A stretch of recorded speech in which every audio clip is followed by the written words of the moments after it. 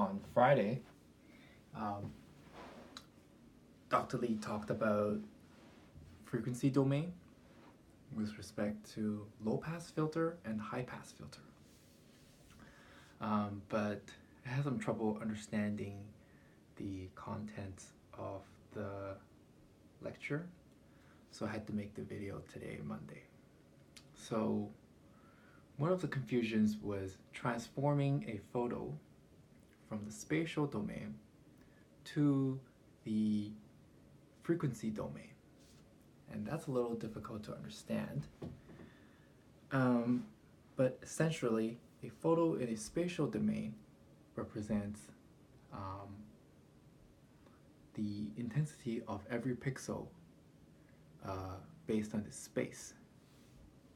But a frequency domain represents the frequency of a photo with respect to the intensity of the image. So you would use a discrete cosine transform or a Fourier series, and you look at the frequency of the photo to get the output in a frequency domain transformation. So the output is a little less intuitive, and it would have higher frequency when there are edges. So when it goes from dark to light very quickly, then there's a very sharp change in the intensity. So the frequency is higher. And if there is a less intensive change, such as a light gray to a slightly lighter gray, then the change isn't as sharp. So you could think of it as the change overall is the same, but how fast the change matters. So from a lighter gray to a slightly darker gray, the change is very gradual. So that's a slower frequency.